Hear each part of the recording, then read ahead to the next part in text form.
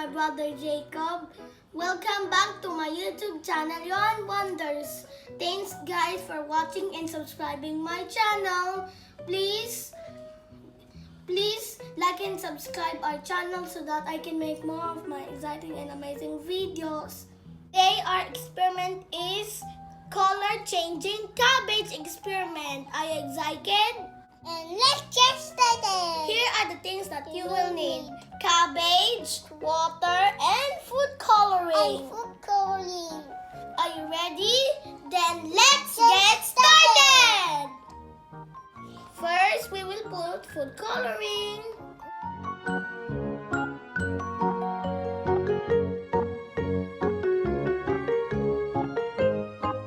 Now we have red, blue, and orange. Next, we will put the cabbage.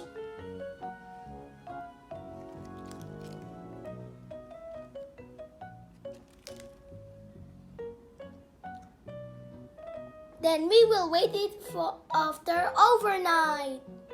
What will happen in the cabbage after we put it in overnight? It will change color or no? Give us a comment down below. This is red, this is blue, and this is orange. Bye-bye. See you. This science project usually illustrates how plants consume water. As the leaves of cabbage drink up the colorful water, they will transform right before your eyes. The next day.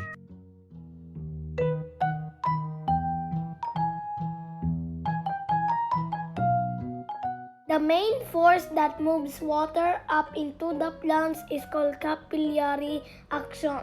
Cabbages, which are plants, have lots of tube-shaped cells that take advantage of these physical forces.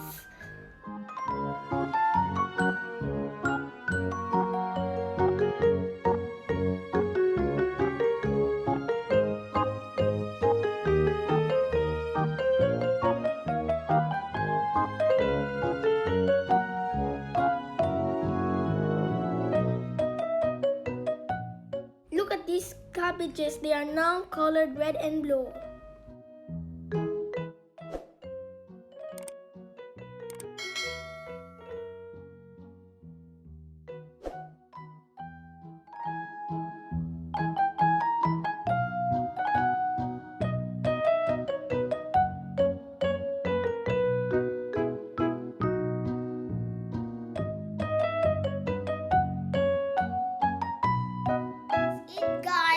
Hope you like the experiment today.